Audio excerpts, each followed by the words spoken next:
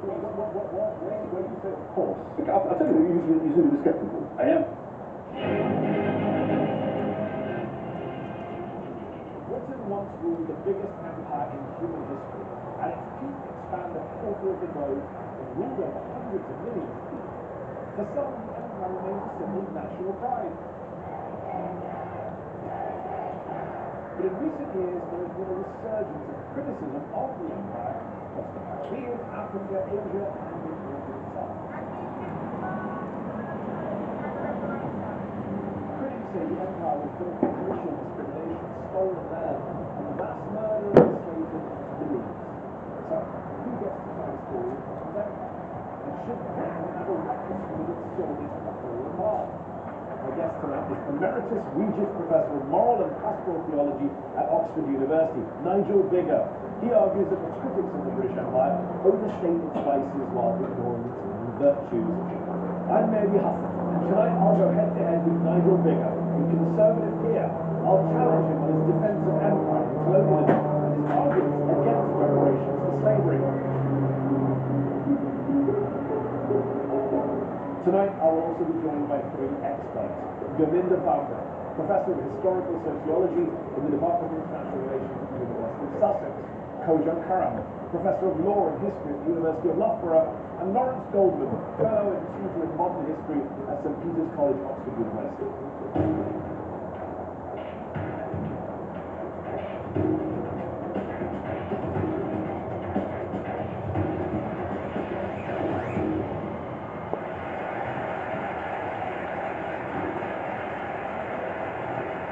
Nigel Biggar, thank you so much for joining us on the Head-to-Head tonight.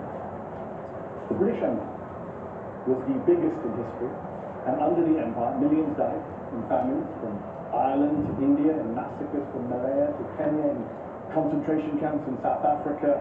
The list goes on and on, as you know better than me.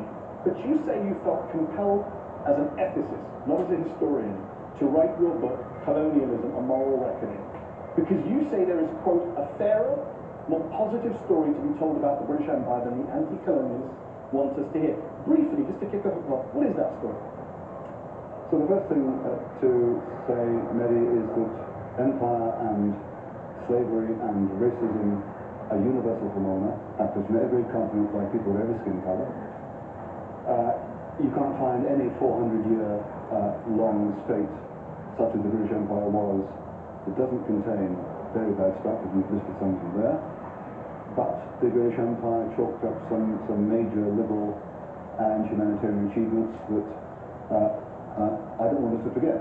For example, the British were among the first peoples in the history of the world to abolish slavery, then used imperial power for a century and a half to suppress slavery from Brazil to New Zealand.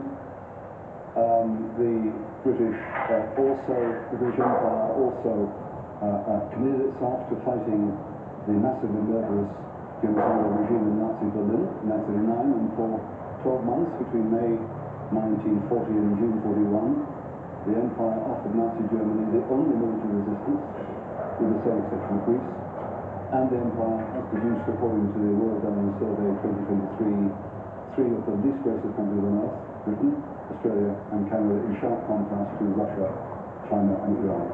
In your book, Colonialism, A Moral Reckoning, you list various motivations you say drove the British Empire, like the lure of adventure, a desire to make peace and establish self-government. You say there's nothing wrong with these innocent, in some cases you say admirable intentions. I do wonder though, for example, did Cecil Rhodes, the British colonial founder of Rhodesia, did he have good intentions when he said he preferred African land to Africans, who he called the N-word? And when he wrote, Africa is still lying ready for us, it is our duty to take more territory. More territory simply means more of the Anglo-Saxon race, more of the best, the most human, the most honourable race the world possesses. Yeah. So I don't defend Cecil Rhodes. I wouldn't present him as a poster boy of the British Empire. Well, partial defence. He wasn't South Africa's Hitler. He didn't commit genocide in South Africa. Was he racist? If he was a racist who opposed the removal of the vote from blacks and Africans in the Cape Colony, and his famous Rhodes scholarships. In his will, he made clear these scholarships were to be granted regardless of race. People disagree about what you meant by that. But within 4 years, of his death, the first African-American Rhodes Scholar was a convict. Rhodes, I've made quite clear, Rhodes is a mixed bag. He wasn't a saint, but he wasn't a devil. He was a buccaneer. It's a very general assessment of a man who's considered to be a kind of deeply dishonorable person in the way he led his life and the way he... When you say he wasn't a saint, he wasn't a sinner, wasn't a devil, I mean, that could apply to anyone in this room. The people in this room haven't said ridiculous things about natives should be subjected to British rule. Yeah. I mean, it's a very soft assessment. I mean, I can say that about other dictators, tyrants, killers throughout history. No, and you take this approach to a lot of colonial leaders.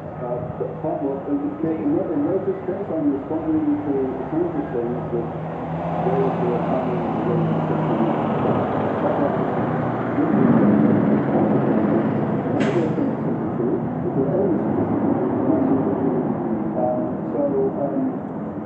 so I do defend those, but it's a critical defense. It's a weird defense, though. It's a defense saying, you said twice now, he's not South Africa's Hitler. Right. You mentioned the Nazis 2 times. Well, that's because it's critical. And in the past, about a dozen times, you say the British Empire was not Nazi Germany. Which I'm not going to argue with you tonight about. No, many do. Many do, but it's a very low bar to say we were not the Nazis. Like, as a moral philosopher, I'm sure you understand that point. I get that. And I would also add, by the way, the Nazis themselves were fans of the British Empire, as you know. I mean, Hitler said we should learn from the English. Hitler said he had sincere admiration for the immeasurable colonizing work of the British Empire. What a great endorsement, I would say. No, let me just make clear what the Nazis, what part it plays in the argument against the British Empire. The argument against the British Empire is, if you look through history, it contains both good and bad. Okay? But what the critics say is, well, it doesn't matter how many bridges the British built in India or canals they developed, whatever. It was essentially racist, essentially genocidal, in the same way that it doesn't matter the fact that Hitler had a hand in developing the Volkswagen or whatever. Auschwitz, there's no compensation for Auschwitz. And all I'm saying is, okay, the British Empire did contain both good and bad, but there was nothing akin to the massively racist, genocidal invasion. But as a moral philosopher and theologian, you would agree that not being the Nazis shouldn't be the bar. Right? You can be an evil empire and still not be the Nazis. But Saddam Hussein could say, yeah, I gassed the curse, but not Hitler. We would still say Saddam Hussein evil man. The point is, the argument made by the critics is, the British Empire was essentially evil, and I say, no, it wasn't essentially evil. It was a mixture of good and bad. There were elements of racism, also elements of... A lot of historians of empire don't say essentially evil. They point out the sheer quantity of evil done that we don't talk about, Nigel. You teach at Oxford, I studied at Oxford, I went to school in the UK. I think people in this audience in London would agree, in this country you're taught about the Tudors and the Nazis. I can tell you about how many wives Henry VIII had.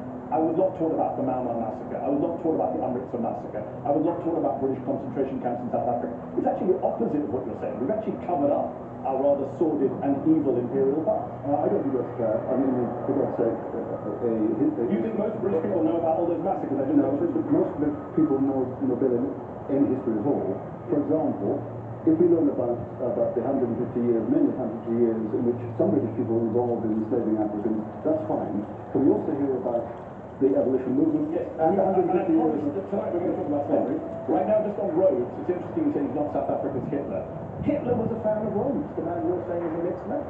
Goebbels praised him by name. Maybe Hitler was a fan of Mozart. That doesn't make Mozart bad. No, but maybe he was a fan of Mozart. Well, it's a great line, but let's just think that through. Maybe he was a fan of Mozart for his music, and maybe he was a fan of Rhodes for being an imperialist who killed non-white people.